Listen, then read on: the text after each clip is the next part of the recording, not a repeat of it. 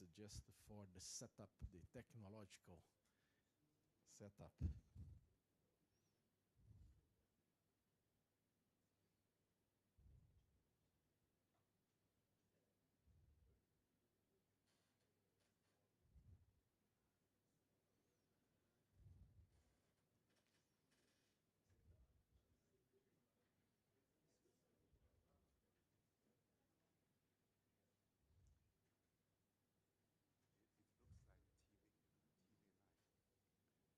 Yeah, yeah, yeah.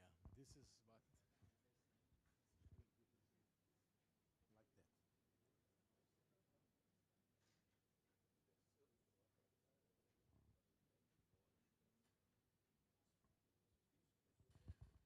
Okay, I think we can start now. Yeah, okay, yes. So we are live on the YouTube now. Good morning for those of you who are here. Welcome to be here. We appreciate your being here, and also we would like to thank the people that are over the internet right now. Good morning, good afternoon. I don't know where you are. Uh, we have the privilege to have the visit here at COPY this week, Professor Sichi Bu from the Hong Kong Polytechnic University, and Professor Chang Fu from Sichuan University, but he's in sabbatical leave in Hong Kong Polytechnic University right now. So I am very glad and very honored to have you here with us.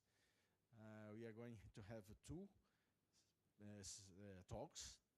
We'll start with Sichibu on the subject of dynamic security assessment of future renewable dominated power systems. This is a very important and very modern subject because, as you know, the power systems are experiencing a very big change in the way it is being operated and planned. So this is one point of one tip of this iceberg that we have in the changes in the power systems. So without further ado, I will pass to Professor Sichi. You can have 20 or 30 minutes, whatever you need. And then, yeah. And then after that, we're gonna open for a Q&A part. And then we switch to Professor Chang Fu. Okay, thank you. Okay, yeah, thank you very much, Professor Taranto, for your kind of, welcome speech. And yeah, and I'm very glad to, stand here. I'm from the other part of the world, travel very far away, and then to come here. And I think I should say I had a very good stay here for, I think, 3 or 4 days now. Very good food, and people good, and also we visit some places. Yeah, so it's all good. Yeah. So I'm very glad that I have this opportunity to kind of share our recent work on the dynamic security assessment of future renewable dominant power systems. Yeah. So before I start, I just want to give credits to my teammates. Actually, they were my PhD students. Now become a postdoc or become like the faculty members in mainland China, like Dr. Wen, Dr. Lu, Dr. Wang, and Dr. Chen. Yeah.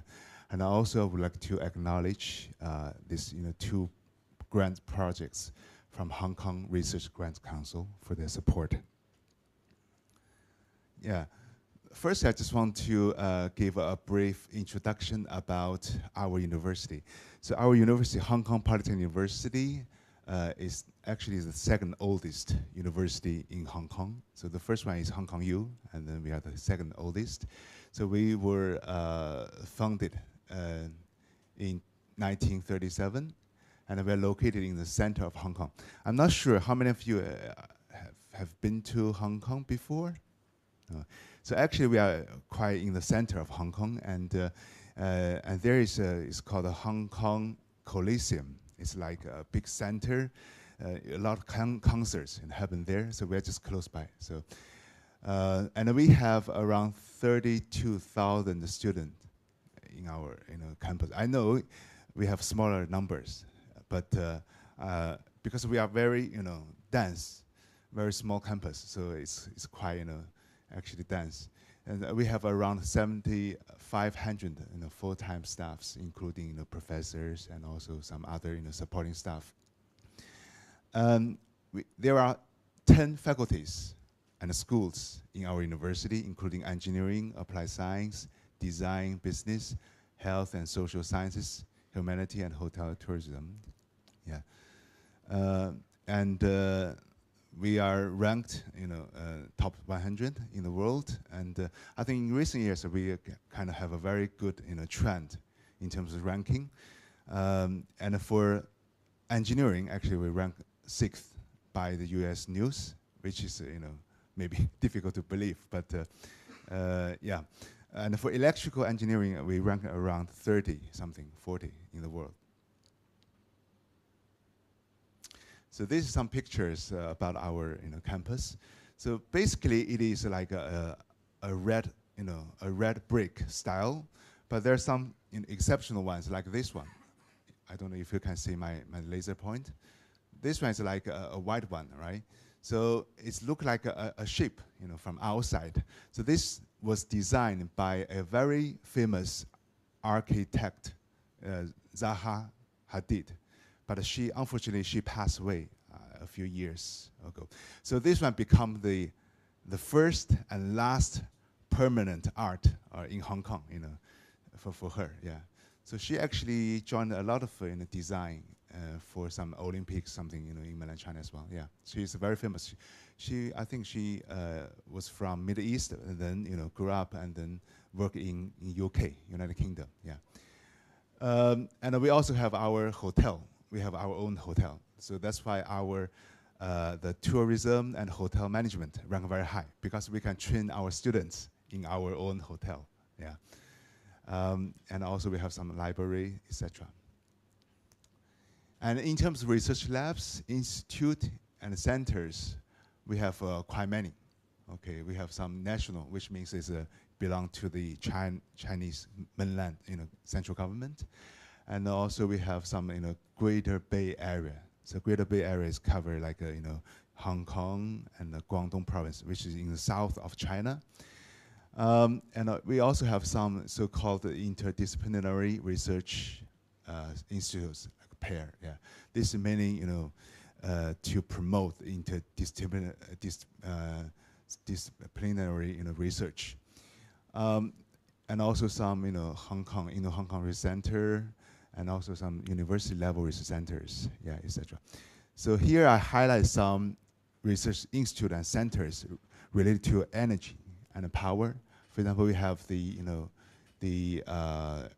Research Institute for Smart Energy, RISE, a Center for Advancing in Reliability and Safety, and Policy Research for Innovation Technology, International Center of Urban Energy Nexus, and a Center for EVs, and a Center for Grid Modernization.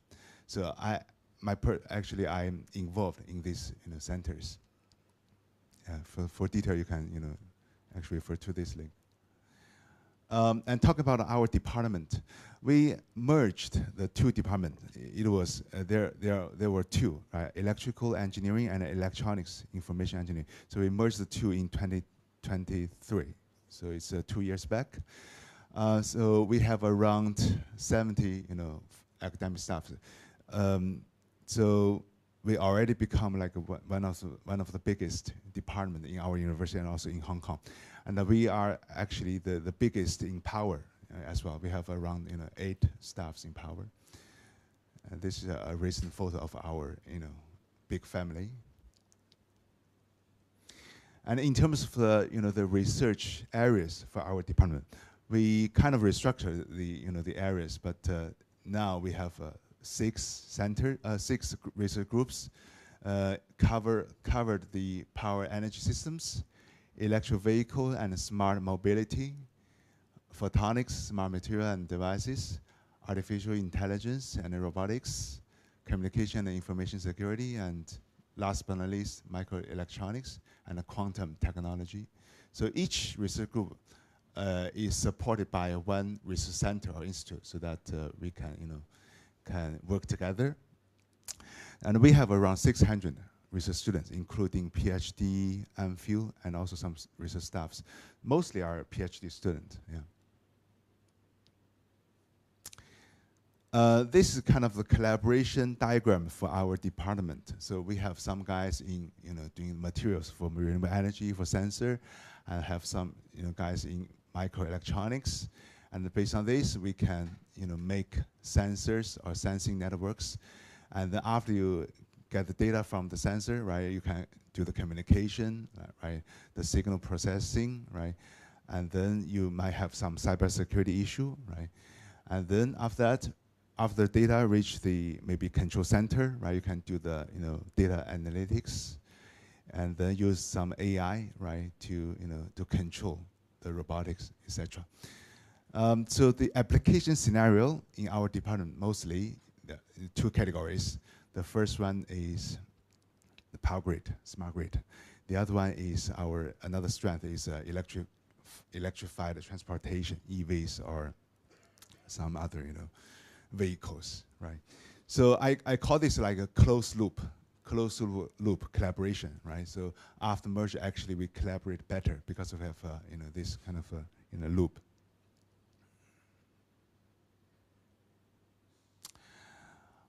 So my area is in power. So our power and energy system group, actually we have done quite many projects regarding the smart grid, microgrid operation, renewable energy, control optimization, EV integration, and vehicle to grid technologies. And we also look at the power system resilience, reliability, security, stability, cyber physical power system, and energy market. So we look at the answer services market, energy market, and also recently we moved to the carbon emission market as well. And AI and big data applications, for example, the distribution network topology identification, the WAMs, TSO, DSO coordination, etc. Yeah. So here are some pictures of our equipment. For example, this is a PMU and connect to the OPPO RT. And we also have some PV panel, right, for the forecasting. Yeah. So these are some of our, industry collaborations with many with the local industry. So in Hong Kong, we have two power companies. So one is called CLP. The other one is called Hong Kong Electric. Actually, this one. Sorry, this is in Chinese, but I will explain to you. So these two companies, actually, they are monopoly. They're responsible for different areas in Hong Kong. Right? So we recently had a project about the underground cable inspection, health management. So the story is that every year they spend a lot of money to dig out the cables for testing and for maintenance. It costs a lot. It costs millions of money. So what we do is we actually develop some AI based tool to help them to predict the remaining useful life of the underground cable, so that they do not need to dig out very often. Once they kind of predict there's going to be a problem like a water tree, and then further develop into a partial discharge, and then they can actually dig out for maintenance. So in the past 4 years, actually we have successfully improved their reliability of the cable by 40%. So that's a very good result. So this one is our collaboration with the CLP Power, mainly on the smart meter data analysis in order to have a better energy management, at home. And we also have some microgrid plant between Shenzhen and Hong Kong. So Shenzhen is another city in mainland China, and we are actually next to each other. So we have actually a microgrid plant. So we're going to have a lot of projects on this one. And also we have a ultra-fast EV charging. Remember, I've just said that we have a hotel in our university, so we install a ultra fast EV, and we use this charger to collect data, and then we feed into our lab for analysis and for demonstration. Yeah, so this is our EV study. So actually, for this underground cable project, we based on this one, we won the one of the Geneva Gold Award recently. Okay, so for this one is actually it's my group. So I established this RISA research group. RISA named named as the Renewable Energy Integration and Smart Grid Application Research Group. So I founded this one 10 years ago when I joined the Hong Kong Polytechnic University. So now we have around 30 or more than 30 researchers, right? So mostly they are PhD students, yeah. And we also have some postdoc, yeah. So our main research theme, or so-called cornerstone, is on the power system stability, operation, and economics, considering renewable energy integration, smart grid application, and transport electrification. And in terms of the key research areas, I just put it in this way. We call it like a 4D transformation, right? But you can also put it in other ways. So including the the integration of renewable, like impact assessment. So this actually mainly look at the first nature of renewable is right, intermittence, fluctuation of renewable. So how this will affect the the power system operation or stability, security. And the other one we look at is the stability problem, right, brought by the renewables, because they are interfaced with right, power electronics converter, which is very different from the conventional synchronous generator. So we also look at this. And the next part is the digitalization of the grid. So we look at some smart grid applications, right? Like the power system situation awareness and the stability margin prediction, and also the data-driven partnership health management, PHM, and predictive maintenance. This is the good side of AI, of the digitalization, right? But the downside maybe you will have some cybersecurity issue, right? So that's why we also look at the cyber physical power systems simulation and as a control. We got some PMU in our lab, and then we use it for for the simulation. Okay, so next one is talking about the the decentralization. So this one is mainly look at the distribution grid. So recently there's a shift on the research interest right in the world, from the transmission grid to distribution grid. So a lot of the research interests focus on this. So we look at how to integrate the distributed energy resources, right, by using some distributed control strategies, and also how to optimize, right, their dispatch, right, and also control. Another very important interest is about power and transport coordination, right? So we have a lot of EVs connect to the system. How we arrange the charging, right, of the EVs. Some EVs actually they are very the big EVs like some double deck bus, electric bus in Hong Kong. They actually consume a lot of energy because firstly Hong Kong is very hot, right? So that we need to turn on the air conditioner all the time. Secondly, actually it's quite hilly. So the the electric bus need to going up and going down. Actually, a lot of energy consumed. So when it goes to charging, right, then you either do the charging in the depot, right, in the terminal, or you can use some so-called pantograph charger, okay, which means you charge in the middle. When you have the passenger, actually get on the bus or get off the bus, during that time interval, you can do a very short time charging. But that would be very high power, okay? That will have a very high impact on the power grid, yeah. So we also look at how to optimize, how to coordinate these two, yeah. And also we look at how to coordinate the TSO and DSO. in Hong Kong, actually, there's no problem because in Hong Kong, TSO and DSO, they belong to the same company. But in a lot of countries and regions, actually, the transmission system operator and distribution system operator, actually, they are separate. Or, yeah. So I also understand that in Brazil, you have so many transmission owners, right, and also distribution owners, right. They might need to have some coordination as well. It's a big challenge for the system operator, right. So apart from this, we also have some research in the, as I said, the trading and the market, like energy and service trading and carbon emission, auction market. We mainly look at the peer-to-peer trading by using the blockchain technology. So yeah, so that's pretty much of our research. Actually, Dr. Fu actually he's helping me to lead this. Basically we have 4 subgroups. He's helping me to lead one of the group in renewable energy integration stability analysis. Okay. So today, my topic actually is related to this one, impact assessment and the mitigation of renewable energy integrations. Yeah. So we're gonna summarize some of our recent research results and try to demonstrate to you. Okay.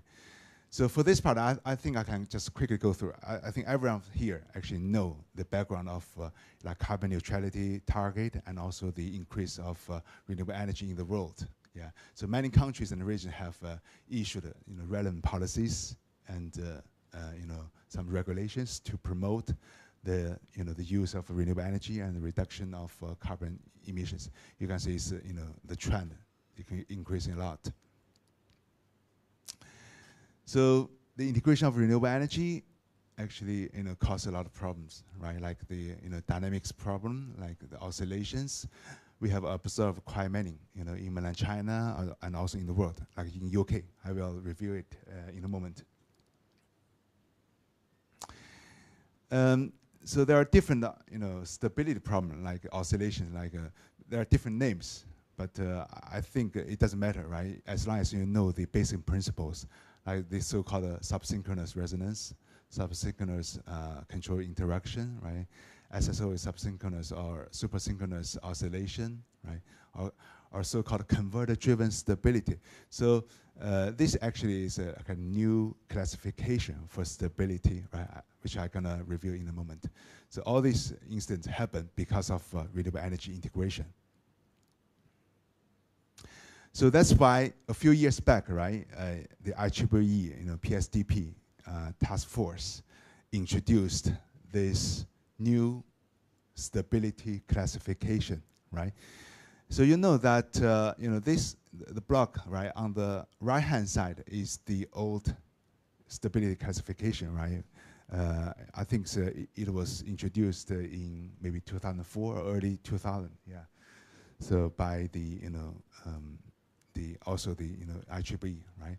So this divided into 3 categories, right? Rotor angle stability, voltage stability, and frequency stability, right? So these are the old stability classification for the conventional synchronous generator dominated power grid, right?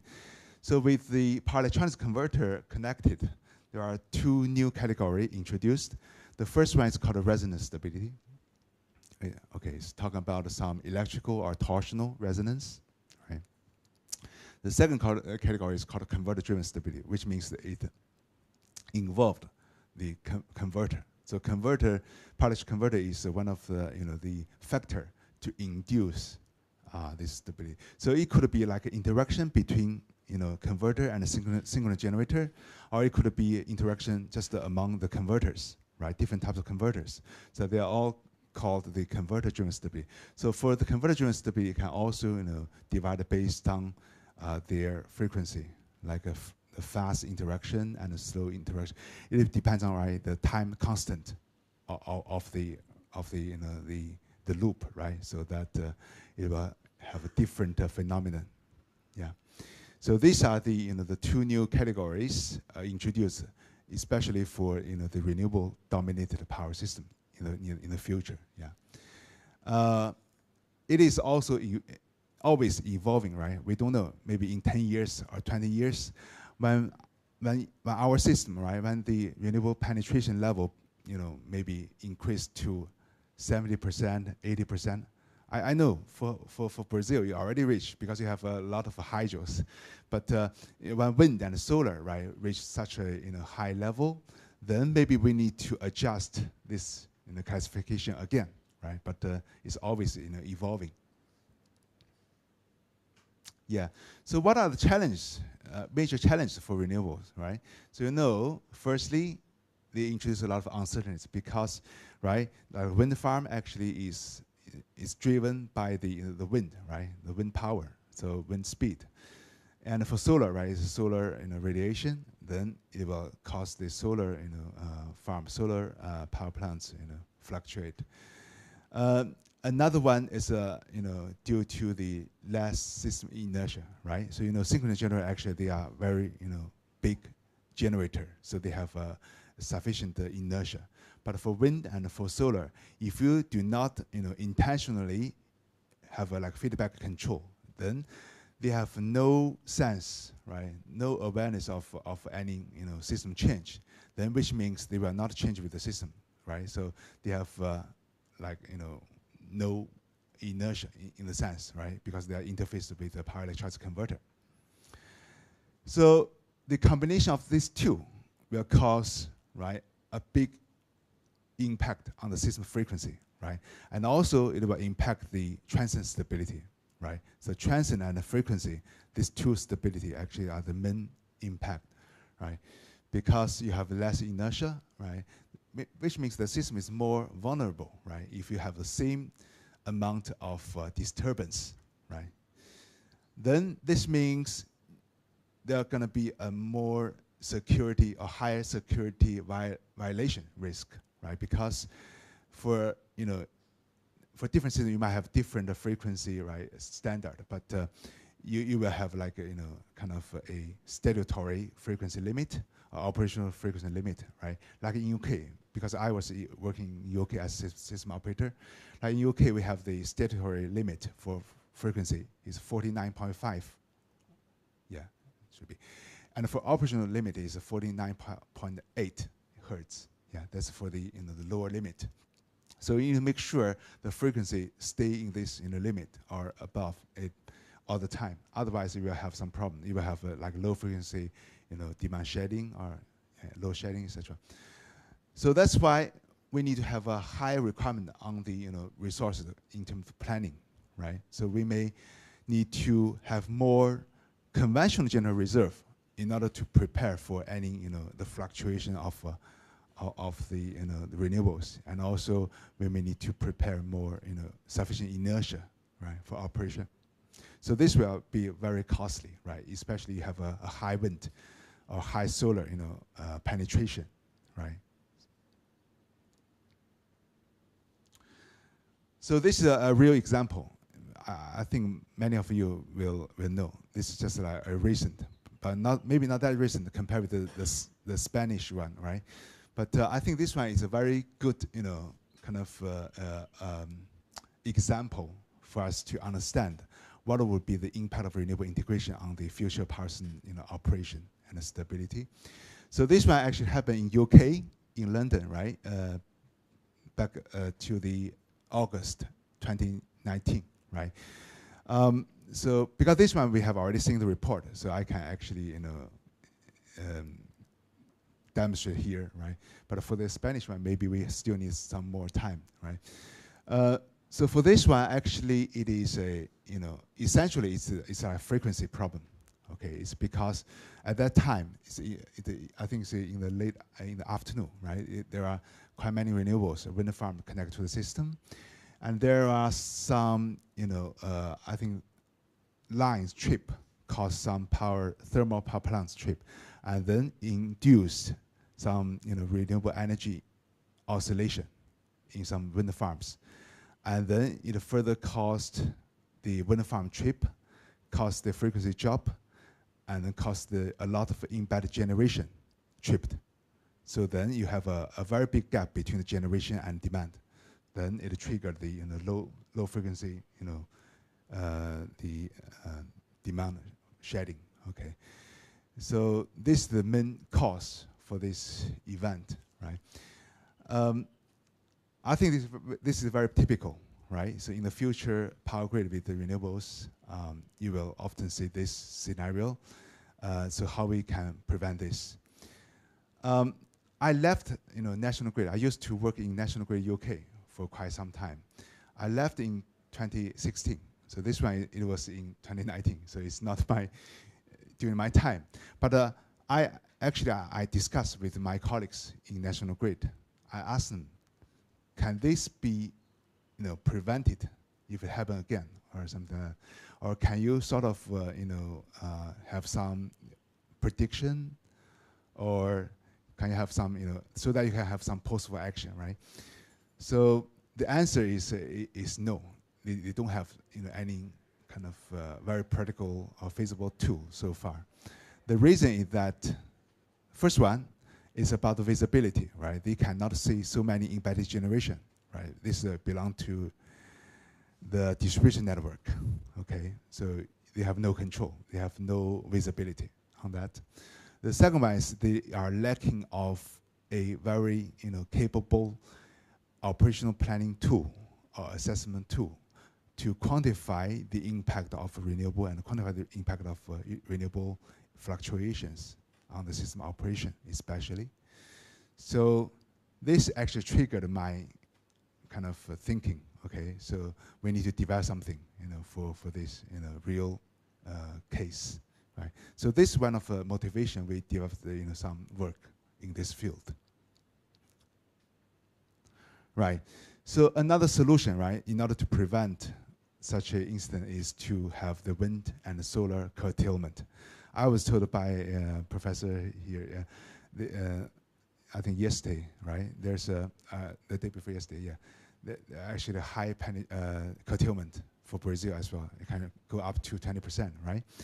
So I think this is not very cost effective, but sometimes, right, you cannot sacrifice the security of the system. Otherwise, you have a widespread issue, right? So you need to sacrifice the wind farm or solar farm. Yeah. So you can see that, right, we have a different level of, the renewable curtailment in different countries.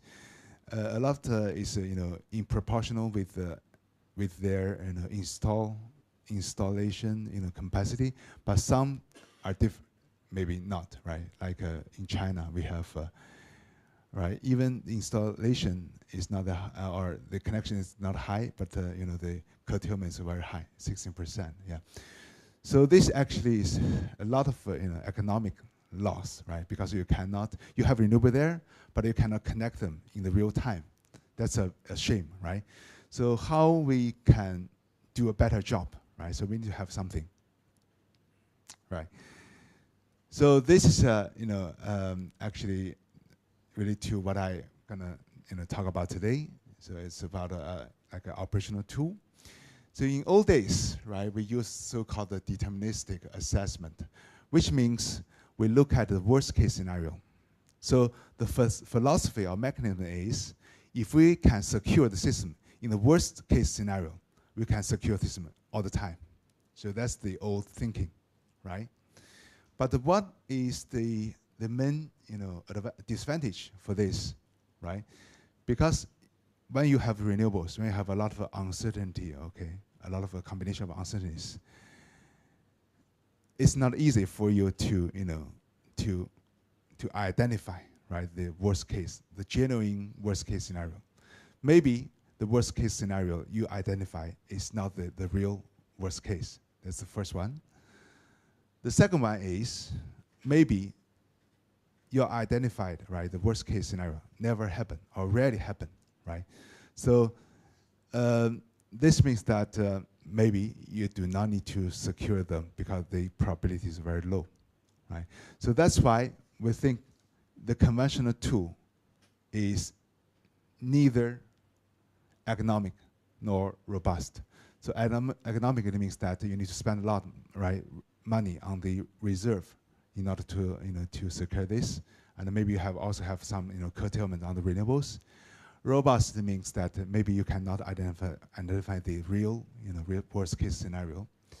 So it's wasting the conventional generation because you need to have a reserve, right? Overbidding the reserve, and also you have limiting the large scale integration of renewable energy resources, right? So you have a curtailment.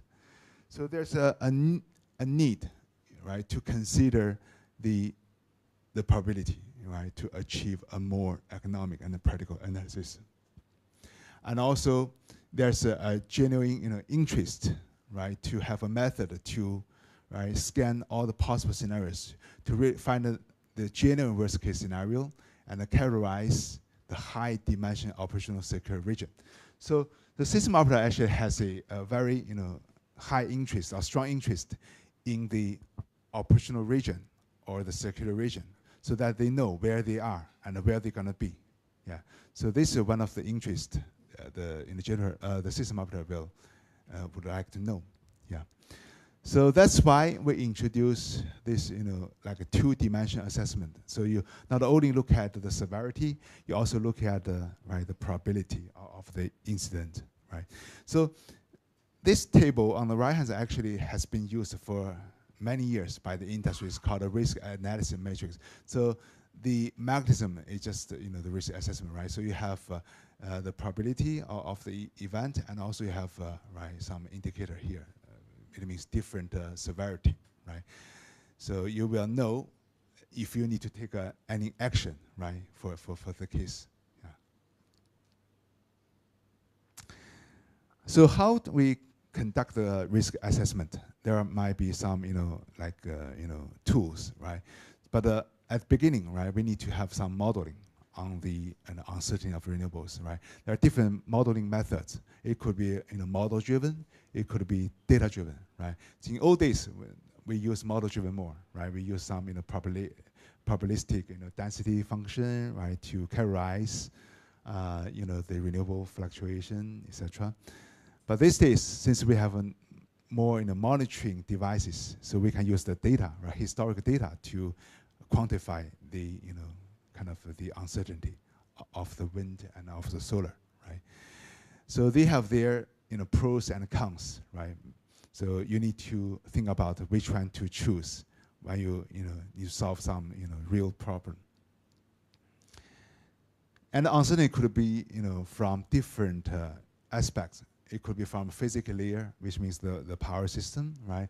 It could be from some cyber layer, like your communication might have some delay, right? Might have some data drop out. This will cause some uncertainty as well. And also there might be some human-centric, driven uncertainty. For example, for distribution grid, right? You have a lot of EV charging, right? So their charging behavior are random, right? So that it'll cause some uncertainty as well.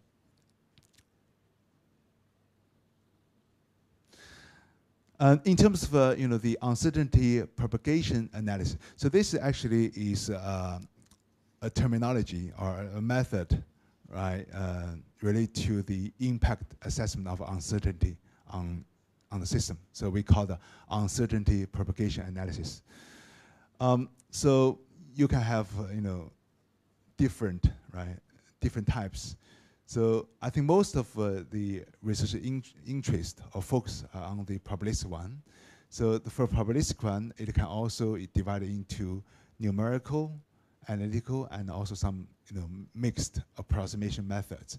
For the numerical one, I think most people will know it's about the Monte Carlo simulation, which means that you just generate a lot of data or scenarios, and then you simulate, yeah, and then you see if there's any security violation, right? So this is by Monte Carlo simulation. So the good side is it's very accurate, because maybe you're using some real-time data, you're using some historic data, which is real, right? But the downside is you need a massive simulation, right? So it is very time-consuming. In the real operation stage, you might not have a lot of time. You may have time constraint to conduct the Monte Carlo simulation. So that's why a lot of people are looking at some analytical methods to replace the Monte Carlo simulation. Again, right, the good side is it has a high efficiency and limited simulation needed, but the disadvantage is the accuracy sometimes to be improved. Yeah. So that's why to combine the advantage of the first two, some people are looking at the approximation methods, right? To use some maybe half data, half model-based method. So we have like point estimation, right? Uncentered transformation, and this there's actually a lot of research efforts spent on the surrogate model. Surrogate model means that it's like a model which can sort of characterize or replace the original model. And for surrogate model, you can use some polynomial, chaos expansion, low rank approximation, and Gaussian partial regression. And you can also use some AI-based method, like some deep learning or neural network, to replace this. Yeah. So it kind of balance, right, the accuracy and efficiency in a sense, and also it can fully use the outstanding ability of AI, right, in trading, in tackling these complicated issues. But the problem or the issue is that we need to have some tailor-made, right, this surrogate model for specific issues like stability, security, reliability, right, and also the lack of generic and widely accepted AI framework. So that's become one of the major motivation for us to develop some works. Yeah. Okay. So in the next maybe 10 or 15 minutes, I'm gonna spend on some different dynamic security issues, different stability issues, and how we assess them. Yeah. So the first one is regarding the small signal stability, how we assess the impact of renewables on the small signal stability. So this is mainly talk about the uncertainty impact.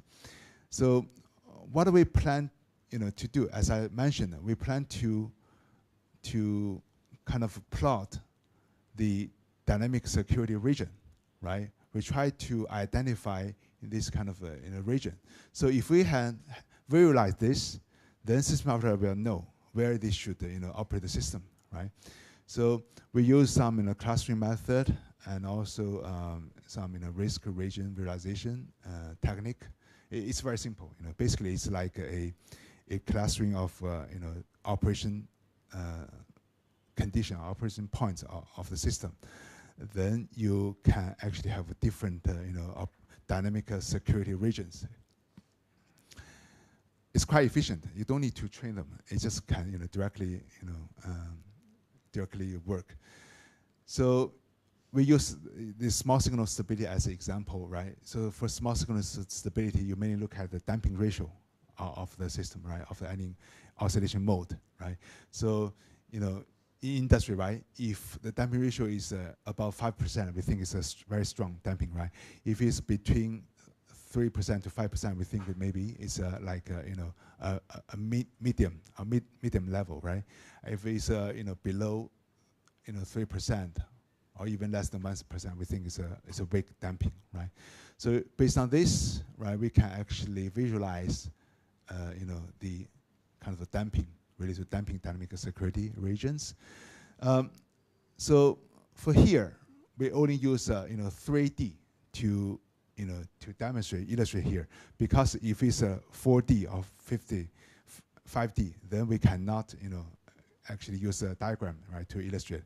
So the x, y, z axis corresponding to the it could be different uncertainty sources, like this is like a wind farm 1, wind farm 2, and wind farm 3, right? It could be like this, or it could be solar, it could be anything, right?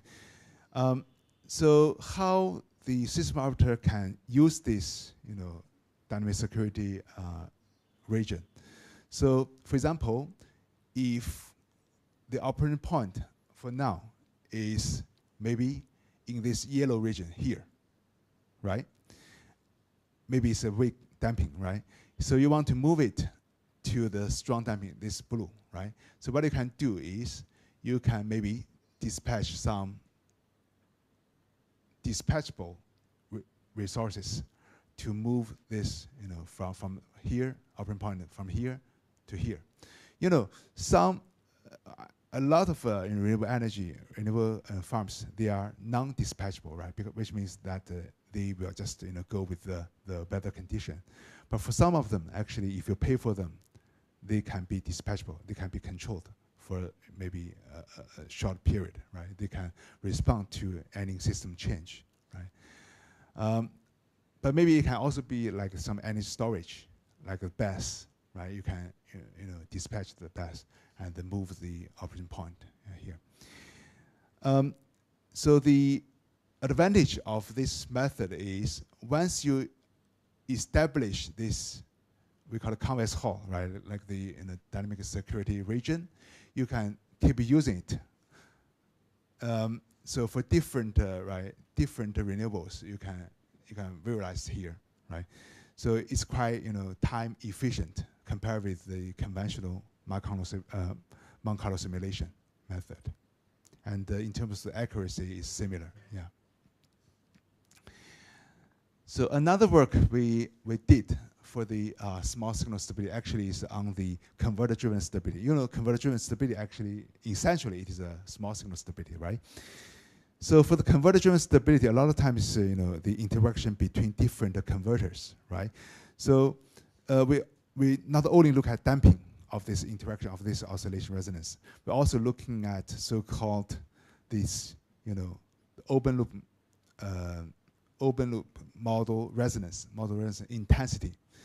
It means that if you have two eigenvalue, two modes very close to each other with a similar frequency, then they will interact with each other, right? It may cause a mode move to the maybe right-hand side of the complex plane, become unstable, right? So we also need to look at their kind of interaction intensity. So that's why we use these two, indicators, right, to quantify the impact. Yeah. So based on the similar principle, we can also draw this risk assessment results here. The next work we did is also on the small signal stability, but the different from the previous two. Okay, previous two actually is looking at the damping, right? It is mainly using the eigenvalue-based method. But for small signal stability, we can also use the impedance-based method. The motivation, right, for this one is, for distribution grid, also we experience some dynamics, right?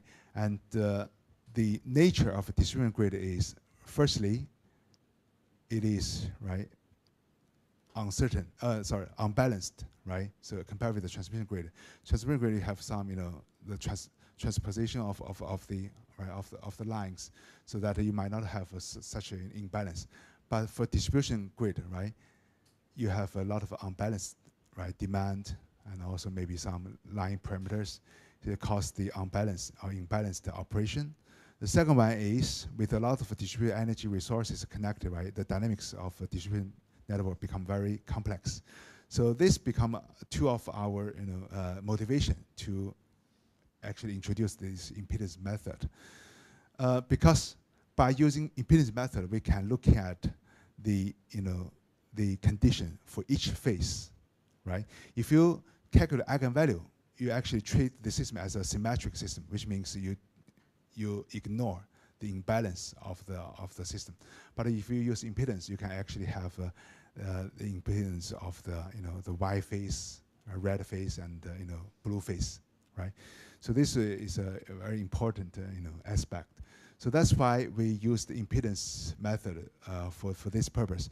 But when we use the conventional impedance method, we found out that there's some disadvantage. For example, impedance method eventually become like a transfer function, right? So you found out that there are some zeros and the poles, right, which is a denominator and a numerator, right? So they will have a kind of canceling effect if they will cancel each other if the frequencies are very close. This is one thing. The other thing is, if two poles or two oscillation modes, they are very close to each other, which means their frequency is very close, they will interact with each other. So you will not observe, the accurate result, right? So these are some disadvantages for the conventional impedance-based method. So that's why we introduced an improved method. It's called a frequency response gradient enabled impedance-based stability criteria. So this one can help you to actually solve this problem with a good accuracy and also a good performance. And then we further use this as an indicator for the risk assessment. Okay, so we have one paper actually published for transmission gradient. We also have another, the other paper, still under review on the distribution side. Yeah. So this is the main consideration for this impedance method, right? Okay. So the next work is related to the wind farm itself. In a lot of works, we treat a wind farm as a aggregated model, which means it's just like aggregated generator, right? When we assess wind farm. The good side for this one is, right, it is very efficient, right? You just treat the wind farm as maybe a few order, right? Like generator or something, sources, right? Source. It is actually very accurate. You made a lot of assumption, but the downside is it's not very accurate because the wind farm will actually consist of maybe hundreds of wind turbines, and there are many dynamics inside the wind farm, right? There might be some interaction between two different wind turbines, right? So we need to look inside the wind farm, right, to have a better modeling of them and look at how this realistic modeling affect the stability, right? So that's why for this this work we look at the wake effect, because when the wind, right, goes through the wind farm, for the upstream and for the downstream wind turbine, they actually have different wind speed, right? Because the wind power might drop when they go through this wind farm. We need to take account of these factors. So that's why we develop an analytical model to characterize the wake effect of the wind farm. Yeah. In all this, there are some models, but based on simulation, based on console simulation. It's called some computational fluid dynamics model, like Jensen or something. But it cannot be easily used for power system stability analysis. So that's why we developed this analytical model dedicated for the small signal stability analysis. One of the difficulties we have found out to model this wake effect is if you look at this diagram, right? This diagram, the arrow here. The arrow here actually is indicates the wind speed. The longer it means the wind speed is higher, is bigger, and then the shorter it means that you have a small wind speed. And this is one of the wind turbine here, right? And when wind goes through this, wind turbine, you find out that it's not the wind speed in the middle will drop, right? And for the other two sides will remain the same because there's no restriction, no barrier, right? But in reality, actually, you find out in the middle, the wind speed is not as low as the one next to it. So it becomes like a two peaks shape of this wind speed profile. So this actually caused some difficulty to model, right? But we actually use some, I think we use some Gaussian, a combination of Gaussian, function, right, to model it. And then we validate it with the real data, right? And then found out that the accuracy is good. And then we use this one in the uncertainty propagation analysis. So for this, this part we use the generic sparse stochastic spectral embedding method. The advantage of this method is it can deal with arbitrary uncertainties. It can be variable, can be any other any uncertainties. Okay, and also it can be without any curse of dimensionality, right? So we have done some validation. It seems that it's a very, firstly, the wake effect model is very accurate, and the results for the risk assessment is very close to Monte Carlo simulation with the wake effect model. Okay, so next one is frequency stability. So for this one, the idea is quite similar to the previous small signal stability. We want to have this visualized, which means the dynamic security of frequency stability margin, right? So for frequency, for different countries, you might have different standard, but I think if you're using the 50 hertz as nominal, right, you will have a certain range for the operational limit, and you have a statutory limit, right, and also you have some violation here, right?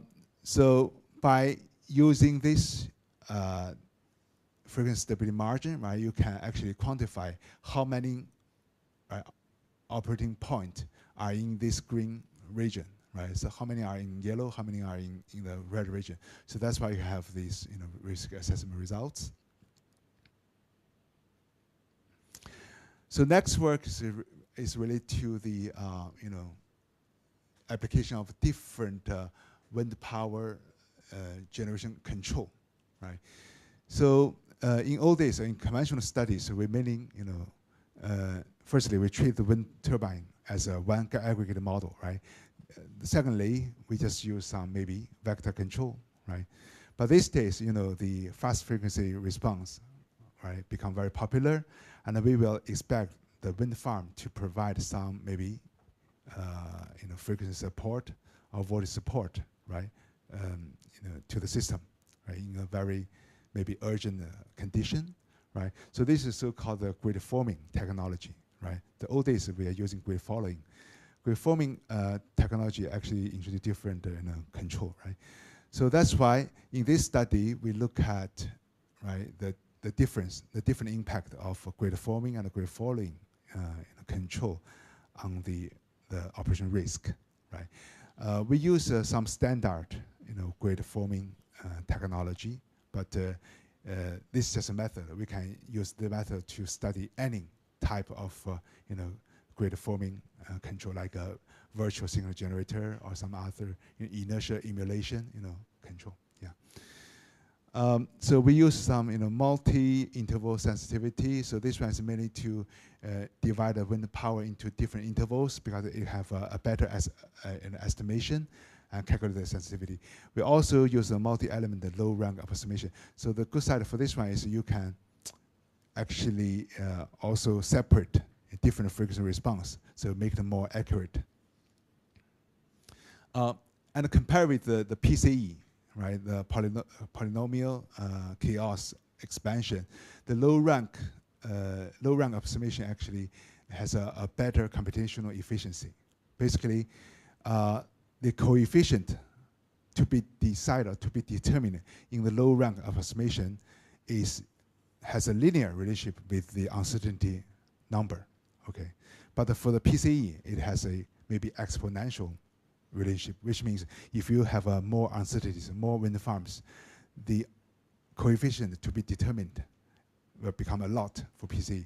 But for low rank, it's just a linear relation. So that's why it is more efficient. All right, so these are some validation results. The difficulty for this is normally, right, for some risk assessment result, it should be one peak curve. But for this one, it is two peak. The reason is that for frequency, right, event, you rarely observe the frequency just stay at nominal 50 hertz, right? You might have some wind farm increase their wind power and some wind farm decrease their wind power, right, at the same time. But they can rarely perfectly cancel each other, right? So the chance for the frequencies to stay at 50 hertz is very low, right? So that's why you can see this a two-peak, right, curve, because you rarely have this 50 hertz, right, frequency condition. But this actually introduced some difficulties when we approximate this curve, because this two-peak curve actually difficult to construct. Yeah, so we're using some method to mimic. Yeah. We also look at the wake effects, on the frequency stability, right? So for this one, we're looking at we're using some multi-output Gaussian process regression. We're looking at not only system level frequency, but also the region or the local frequency. If you are a system operator, you will know that the frequency, although it is a global indicator, but actually the frequency in different part of the country or different part of the region actually are different. Sometimes you will see for the global frequency it's within the operational range, but for some part already violate because of lack of inertia. So that's why we need to look at both level, right? So for this study, we look at different aspect. We look at the wind direction impact on the wake effect and then on the operational risk. And we look at the wind turbine layout impact. We also look at the impact of terrain, right? So firstly, we look at the wind direction. If you compare these two diagrams, right? The wind turbine layout is the same, right? But the wind direction changed. So this one is around, I think it's around 30 degrees, maybe the angle with the horizontal axis. And this one is just a vertical, right? So you can see if you have different wind direction, right? The relative distance between the wind turbine become different, right? So if you have like this vertical direction, right? Maybe, right, the distance between these two wind turbine is maybe 200 meter, right? But if you have this, wind direction, right? The distance, the relative distance become bigger, right? Because the wind pass this turbine and then go to this turbine, maybe 300 or 400 meter distance, right? So this will cause different degree of wake effect, and then it will cause different impact on the operational security, right? So this is one study. The other one is talking about the wind turbine layout. So this one particularly considered, right, when we plan the wind farm, right?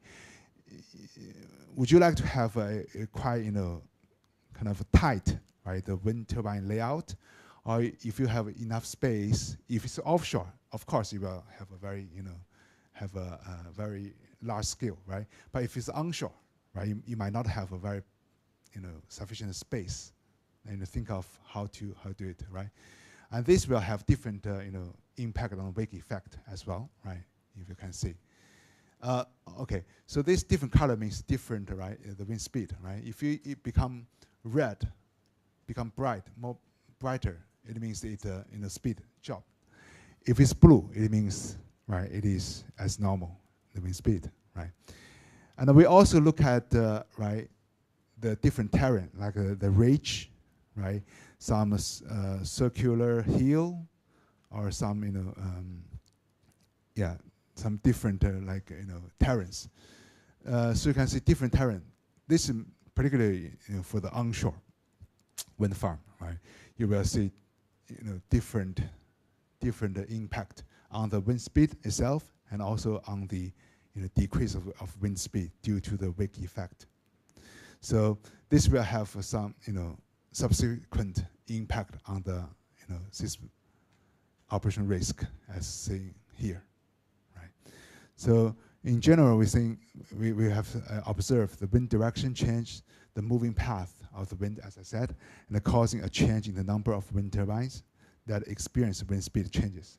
before the AGC in operation.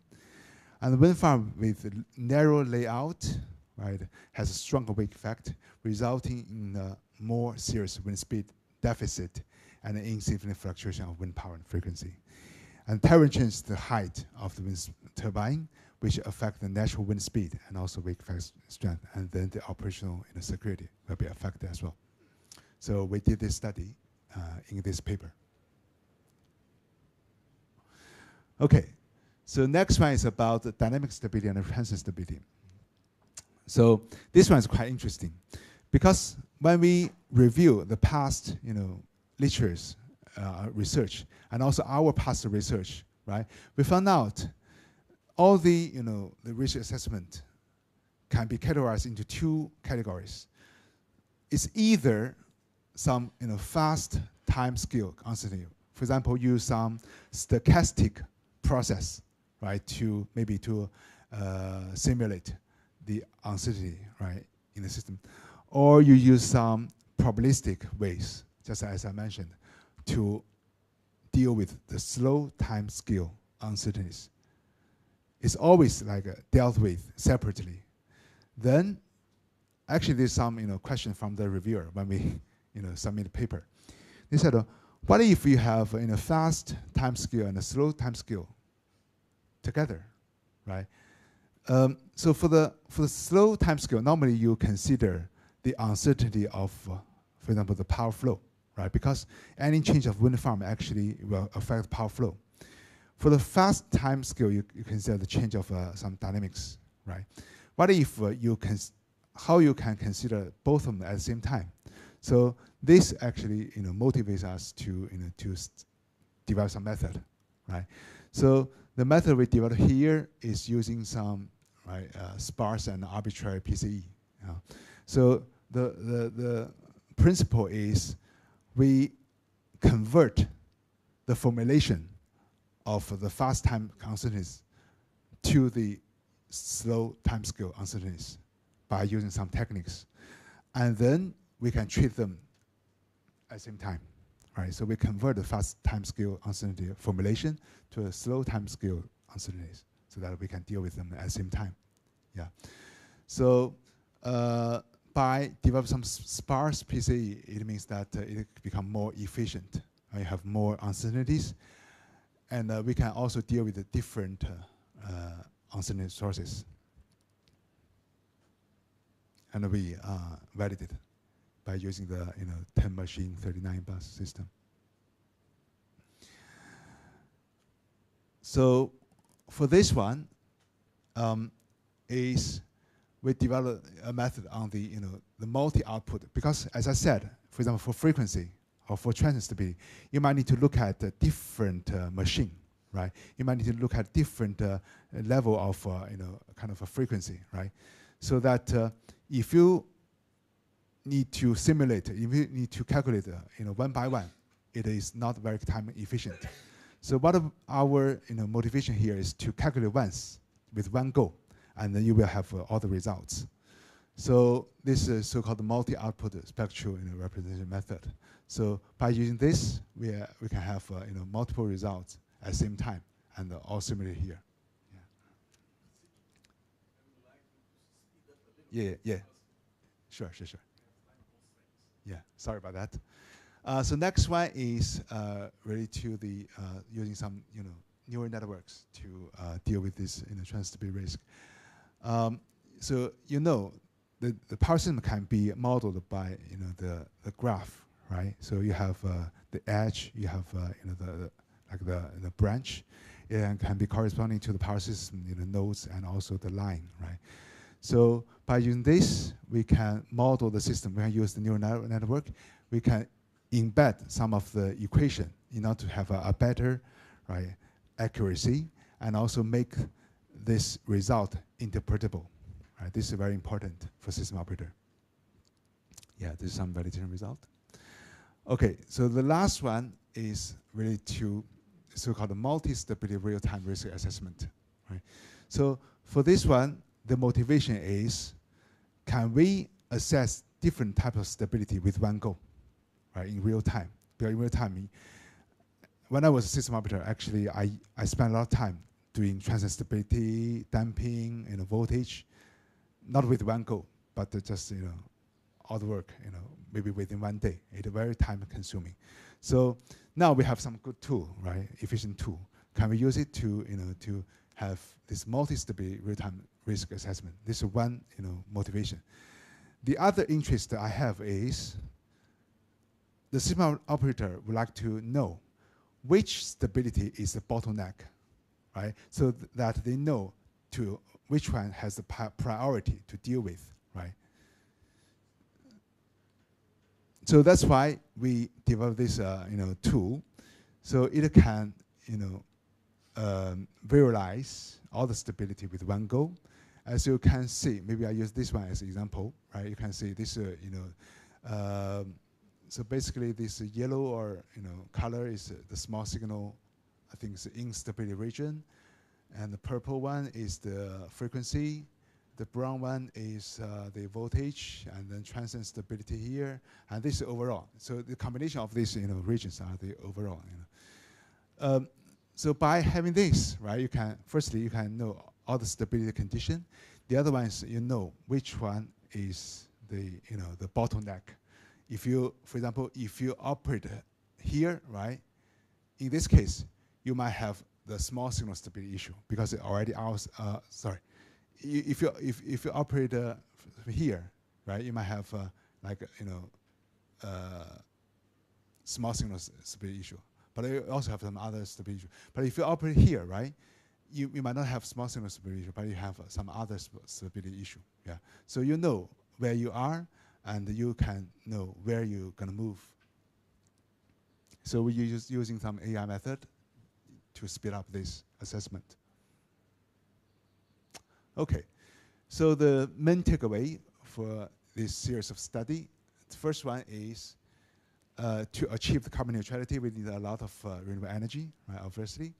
And renewable energy actually introduce a lot of strong stochastic uncertainties, right, and pose a critical threat to the power system dynamics. So that's why we introduced this two-dimensional risk assessment, right? This can be an effective tool to quantify and visualize the impact of high-dimensional uncertainties. You might have hundreds of wind farms, right?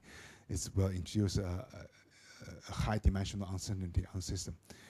And the multiple dynamic security issues, including like small signal, frequency transient stability, voltage stability, are assessed by using different stability margin indices, right? Damping ratio, resonance intensity, impedance, frequency, nadir, vertex, Rakoff, and also the max angle difference for transient stability. And data-driven method can be a good compensation for the conventional methods, because they are very efficient, right? And they maybe can be used as in parallel with the conventional method for the time being. Yeah. And different control strategy of the wind farm will have different result. Actually, this one I didn't discuss in detail. So basically, we found out that grid forming will have a better result, of course, right? For the frequency stability. For the wake effect, right, as we said, the wake effect degrade the utilization of wind power generation, but they will reduce the fluctuation degree of the wind generation, resulting in the decrease of instability probability. Yeah. So the risk of overall instability is higher than that of any type of instability, and different types of stability have different unstable operation regions. We can visualize them, and we can see which one is the worst, and then we can try to improve them. So these are some reference or some of our publications for the above work. Last but not least, I would like to do some promotion.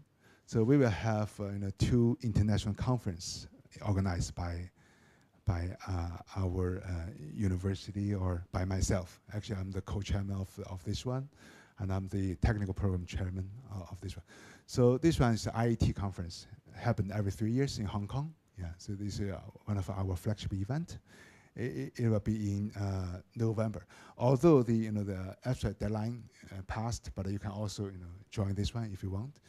And next one is the international meeting. It's just like a general meeting in US. Okay, so this is the inaugural, the first time we have it outside North America, because a lot of people cannot go to North America because of some visa issue, some other issue. So that's why we introduced this one. It will be in January 2026, yes. So we are still call for panel sessions. So if you're interested, you can actually organize one. Yeah. Many people agreed to join. A lot of editor-in-chief for transactions and also governing board of PS will all be there. So yeah. So with this, I conclude my presentation. Sorry about the long time. Yeah, thank you very much.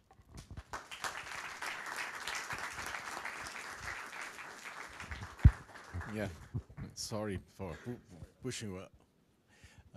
We are running late of time, but we can open for a short period of Q&A. If you want to make a question to Sichi, I ask you to use the microphone because otherwise the people from YouTube cannot hear your question. Feel free to make any question, please, to Sichi. Oh, if not, I have one. Because it's a very rare opportunity for me to come here to present, so that's why I want to. I did a very detailed presentation. Yeah, sorry, your question. Yeah, no, I ask you to be brief also in the answering. Yeah. But you showed us the use of the probabilistic assessment for stability. Yeah. One of the points that I would like you to think about is about the scalability of your methods for high dimension systems, and also the data. Sometimes reliability suffers from lack of data. And then, but you have data-driven methods as well, which means that you have to have a lot of monitoring on the system. So I would like you to think, talk about these 2 points. And just to finish a comment, since I am on my early days, I study small signal stability. I am seeing here a reborn of small signal stability, which is, for me, it's very interesting.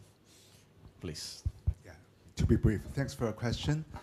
I think in order to deal with the scalability issue, when we develop this, any method, we look at how to make the, more efficient to deal with the bigger system. So that's why we use some sparse techniques, right? When we develop like a PCE or, as I said, low rank, it's very good because even with the increase of uncertainties, the coefficient to be, determined actually is proportional with that, it's not like in a factorial or like exponential rate. So we consider these kind of scalability issue when we develop it. The second one is regarding the data. Yeah, I agree that if you're using a data-driven method, the quality of data become very important. Otherwise, your result will never be accurate.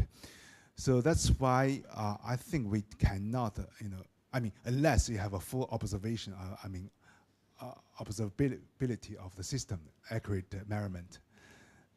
Otherwise, I think you need to have a maybe half model-driven, half data-driven method, in order to firstly to maybe you can generate some data for use.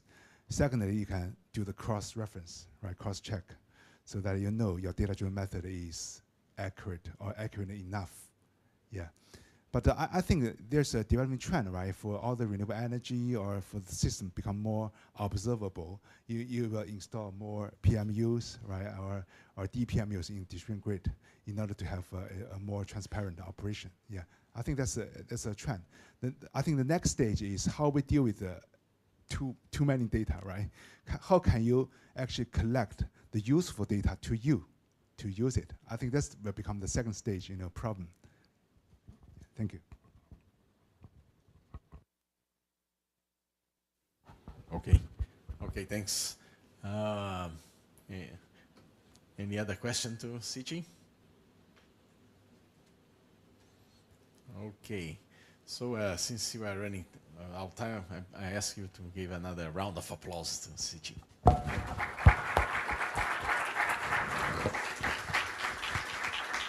Thank you, Sichi.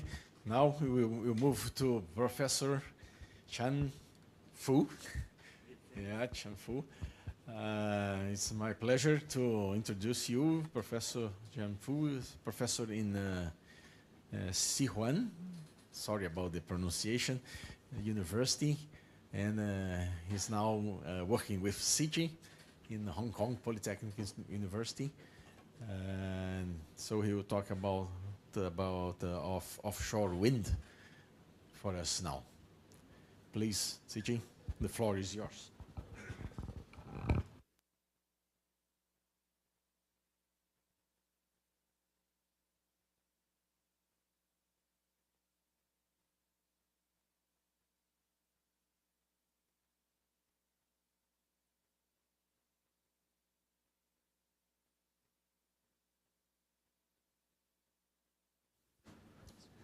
It's work. Okay. Many thanks for the invitation from the Professor Koloko, and it's a very honor to be here for this report. And I have two employments of the Hong Kong Polytechnic University and Sichuan University, respectively. And regarding this report, as we know, the integration of offshore wind farms to the power system has been attracted massive attention due to its major pathway towards low carbon development. It's offshore certainly has many benefits, but the oscillation risks of the integration of offshore wind farms also needs concerns because it's certain with the stability of the power systems. And my report will to introduce some risk and mitigation methods about this. My report have three parts. The first part is a brief introduction of the grid forming control of the VSH VDC power systems. And the second part, I will introduce some oscillation risks in the sending and VSH VDC power system. And at the last, some oscillation mitigation methods will be introduced. This brief identification of the grid forming control. As we know, the grid forming control has a significant difference from the traditional grid following control is that it has a synchronous loop, such as the power synchronous control loop.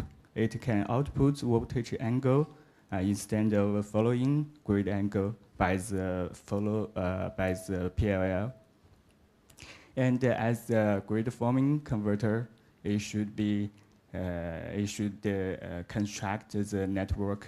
That means that it can establish and maintain stable grid operation without any synchronous power sources. This is a very basic definition. And for some applicable engineering, it has more generalized definition about this. That is, it can providing active grid spot, such as inertial voltage frequency regulation. It can be classified as grid forming control. And in this report, we follow the basic one. And there are many specific types of the grid forming control. And regarding the coordinates, it can be classified into XY coordinates and DQ coordinates. The XY coordinates is the same as the SGS, and the DQ coordinates is established on the converter itself. And for GFM control, it normally has PIC control loops and PIC PS control loops and AC voltage control loops. And in each control, there are many specific variation structures. So if we study GFM control, we should make the structure it clearly, since different structures can result in different conclusions.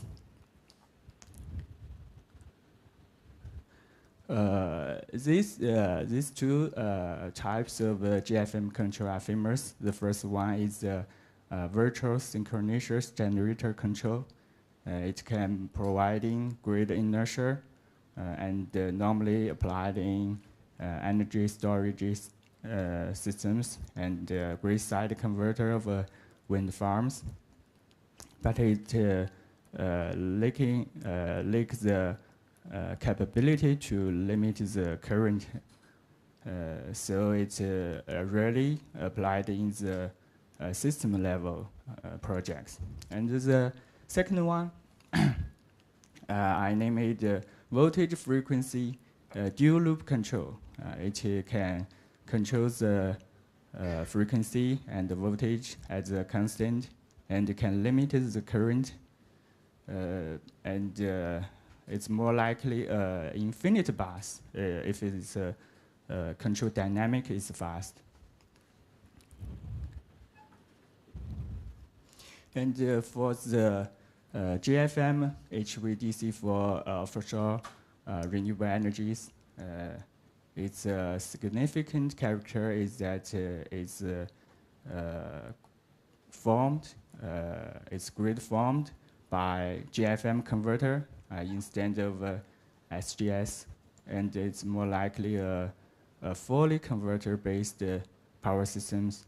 And the traditional power system is high potential renewable energy instead of a fully converter. That's a major difference. In practical, specifically in China, there are many practical cases for the using of GFM control in HVDC power system.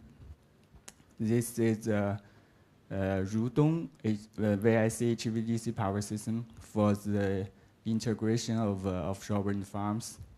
The DC voltage is plus and minus 400 kV, and the DC length is about 100 kilometers. This second practical case, Zhangbei MTDC power systems. The sending end, at the sending end of the MTDC, the renewable energies are onshore, but it's isolated from the AC power systems. So there is no SGS and FACS in the sending end of the MTDC. Its capacity is more large than the first one. It's reached the 1.5 gigawatt and 3 gigawatt respectively of these two sending end converters. And the last one, Zhangdongnan, where I say MTDC power system is the largest grid forming control applied in the HVDC systems till now. The capacity of the sending end converters reaches 10 gigawatt, and the voltage reaches plus minus 800 kV.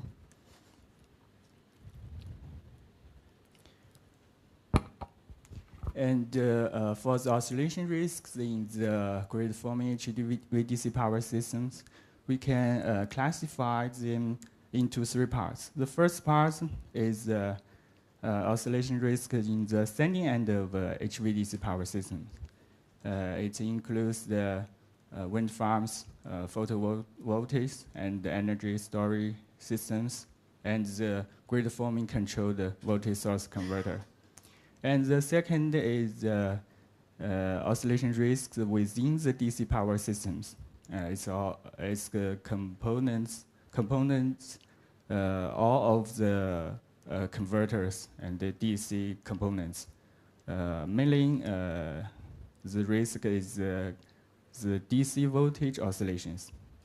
And the certain third oscillation risks in the receiving end power systems due to the time limit were not reported in this report, and you can refer the papers for details.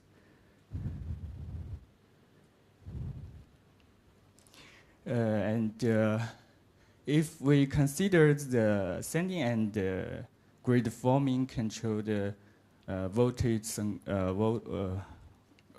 grid forming controlled converter of the HVDC as an infinite bus, that is the grid forming converter can provide an ideal voltage and frequency. The oscillation risk of such system will be similar to traditional power systems, such as negative impedance caused by the wind farms and the weak connections between the renewable energies and the load or the infinite bus, and the strong dynamic interactions such as resonance between converter and series compensation. However, these risks caused by these factors will be reduced due to the parts of the AC lines will be replaced by the DC lines. And in such case, we found novel instability caused by cluster-level dynamic interactions. It's named cluster oscillation of renewable energy. It's caused, as shows the trajectory of the oscillation mode. As the active power of the renewable energies increase, the oscillation mode will move to the right side and to be unstable if the output power is large, or the integration number is large. And as we see the participation factor, it will see that all of the VSCS will participate in this oscillation instead of one or two. So it's a cluster level oscillation. That is a major difference from traditional ones. And if we consider the wind farm are different, that's maybe caused by different operation conditions or different control parameters, the boundary of the stability can be calculated by these equations. That is, actual damping is between the best and the worst damping clusters. That is, if we know the worst damping clusters of the wind farms, we can determine whether it has instability risk or not. If the worst damping cluster is stable, all clusters under any operation conditions and control parameters will be stable.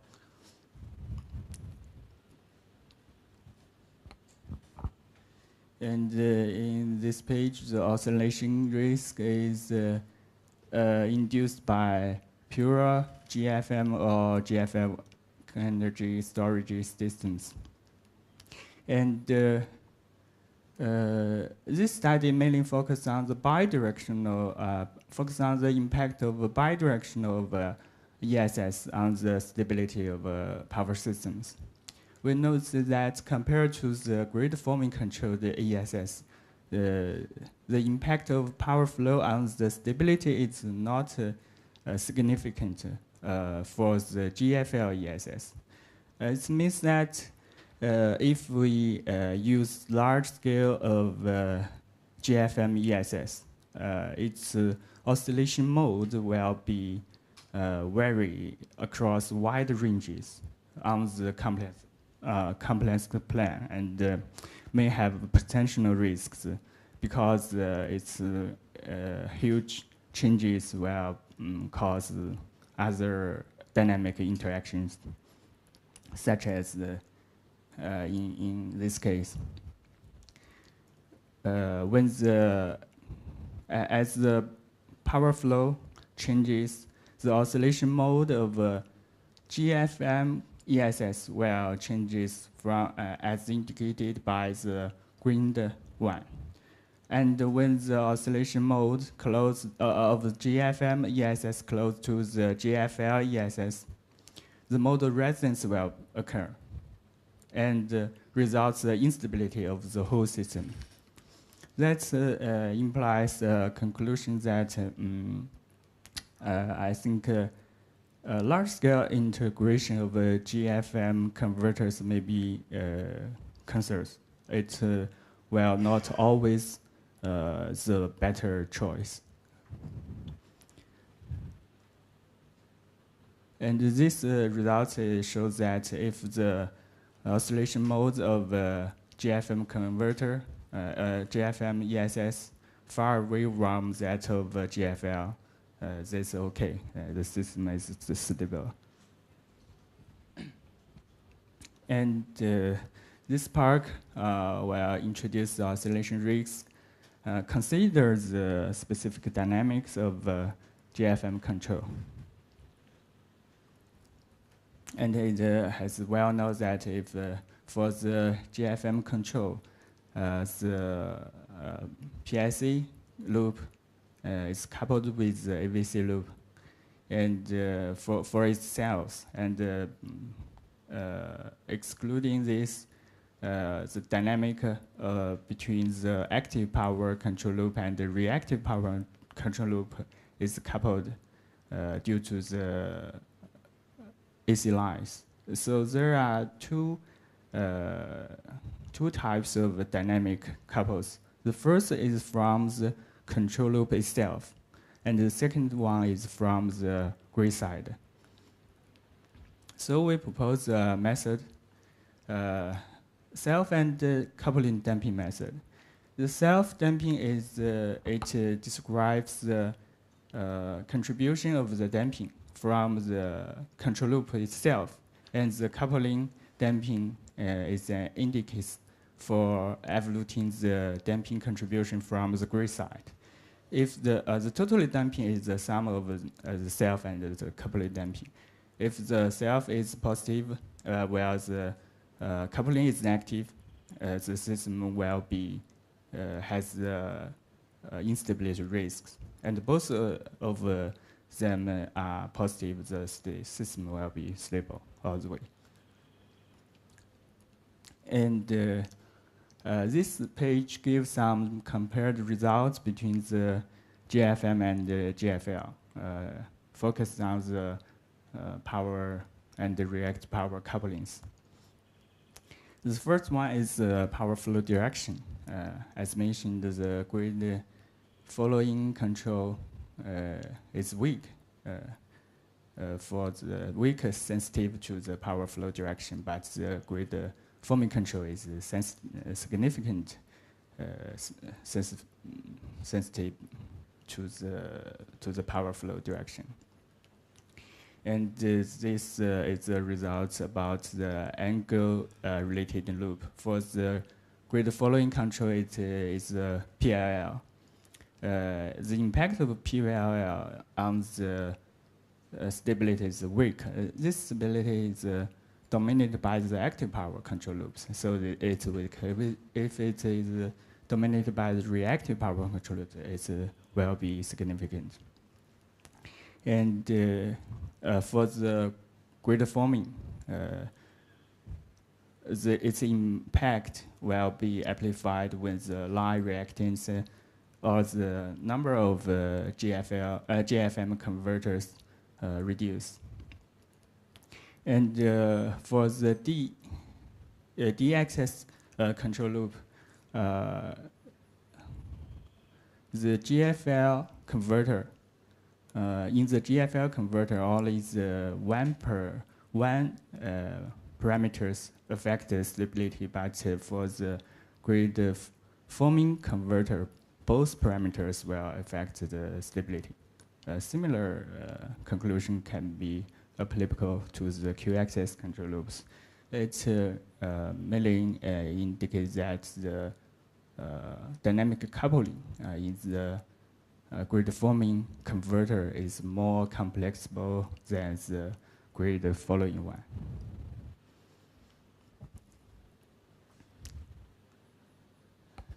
And in this part, the DC voltage oscillations will be introduced.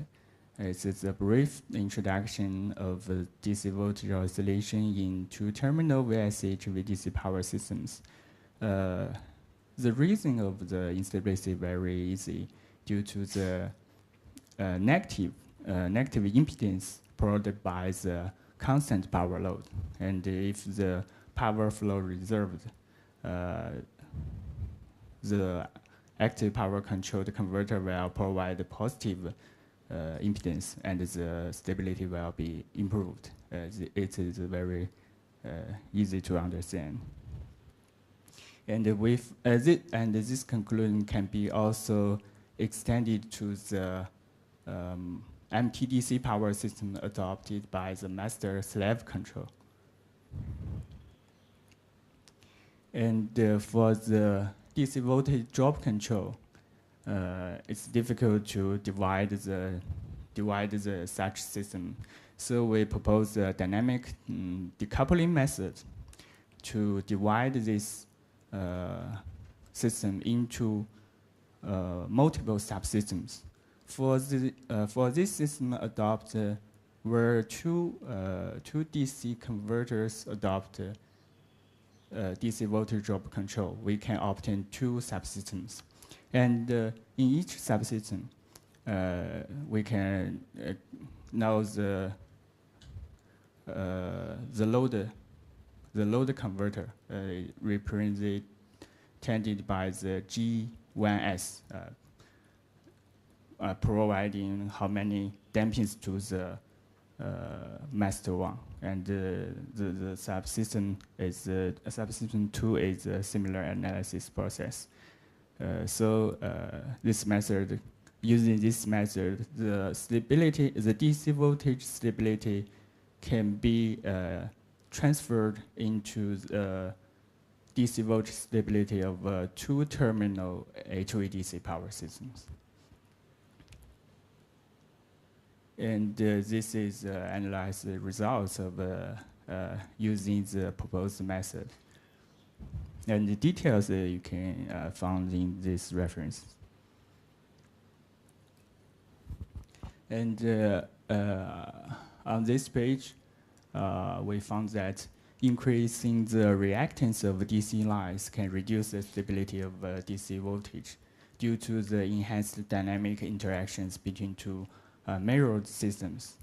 The mirrored system means that if normally the reactance of DC lines we don't consider, but if we consider a mirrored system will be occur.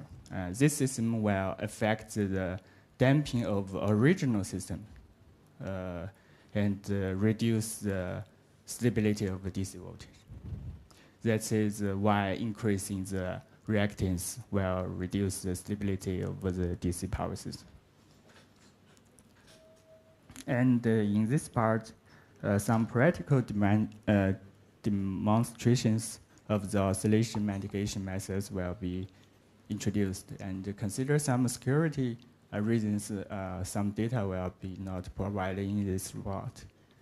This is the practical oscillation event in the Zhangbei MTDC power system. The frequency of such oscillation is about 44 and 56. This frequency is in ABC coordinates. If we transferred into DQ coordinates, we will be 6 Hertz. And here are some mitigation methods are proposed and applied in the practical project, including the source side and the gradient side strategies. For the source side, we can do the renewable generation dispatch optimism, such as this page. We can increase the output power from PMSG wind farm and reduce the output power from DFIX, and the oscillation will be reduced. And the second one, we can modify the renewable energy impedance characteristics. After using this method, the impedance magnitude in the subsynchronous frequency band will be reduced, and the oscillation will be eliminated.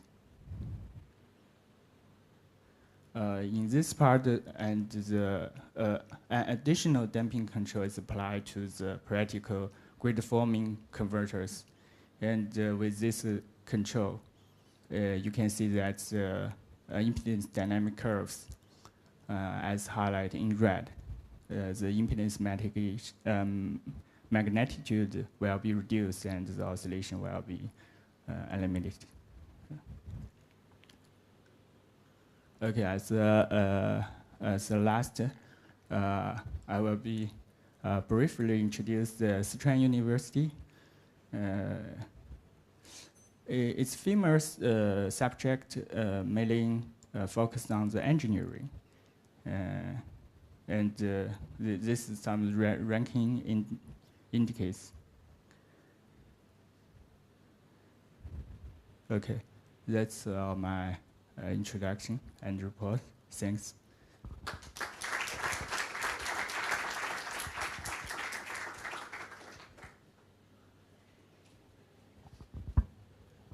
Thank you, Chuang. Your presentation. Any question to Chang Fu? Sorry. Doesn't matter. No questions to Chang Fu? Okay, I have actually more a comment for our students. I see here many last year students here in the room. I just want to give them a message. You have seen here very different things that we teach in our classes, which means that there is a lot to be done. We expect you, at least the one that comes to the power system engineering, we need your brain, your fresh blood, because many things are changing in the system. We are teaching the basics. We need. It's important to you to know the basics of electrical engineering, power electronics now, because the two fields are being mixed together, and you are the future. The system in the future will be very different from the system that is today. We may have in Brazil offshore wind that we still don't have any offshore wind. We may have battery energy storage. We don't have any. We have one of 30 megawatts only, but compared to China, we are still in the early days. And multi-terminal DC, you showed multi-terminal. We don't have a multi-terminal DCs. We don't have any things that China is already much ahead of us. And this integration with China is increasing. That's why you are here. I'm going to China in October. I think that we should make this as a win-win game for both countries. So that's why I am very privileged to have you here. I'm very honored also. I would like to thank you both. I think we are around, what time is? Probably time to finish in almost 12. Our time constraint is 12. Anyone want to make any comments? Yep, you. Okay. So, congratulations for your presentation. It was brilliant. So, my question is about equivalent dynamics. So, for example, right now we are facing that we have several renewable sources together with synchronous generators. So, in these questions, how we could create some equivalence that represents the kind of dynamics? So you know about that, or have you studied about that, and what your feelings about that? Thanks. Okay, thanks. This question is very practical and very meaningful for the stable operation of the future power systems. As you know, this is also a challenge issue. Till now, also we have done many research about this topic, but in practical, the oscillation still occurs, such as I printed in this report. And excluding this one, many oscillations still occur in the practical power system in China, and I believe other places the same. The major step is how to predict the system can occur these instability oscillations or not, because before the project is established, we don't know the details, parameters, and operation curves of that. And maybe the engineers can opt the details, information, but we can't.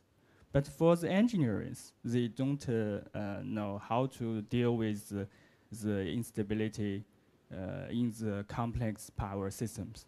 So there is a gap between the engineers and the scholars.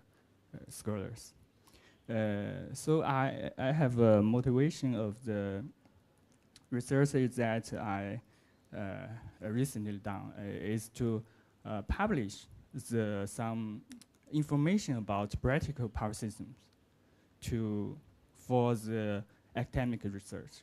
So the research can get more in-depth insights into the practical projects, and maybe it will be and collaborate together future. Maybe this issue will be well done. That's all. I think this is a technical challenge, but both is practical. Thank you.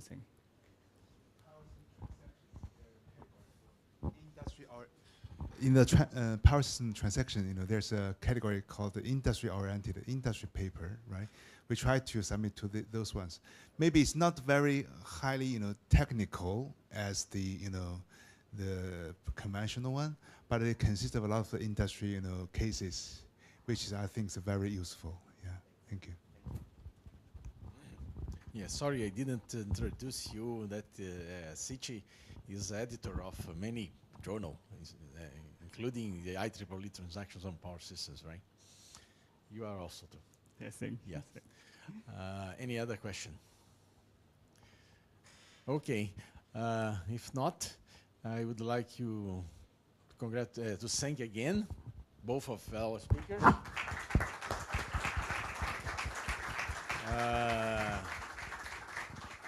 I would also ask you a round of applause to Carlos, our IT expert that is helping us. Thank you, Carlos. Okay, without further ado, we close the session. Thank you. Thank you.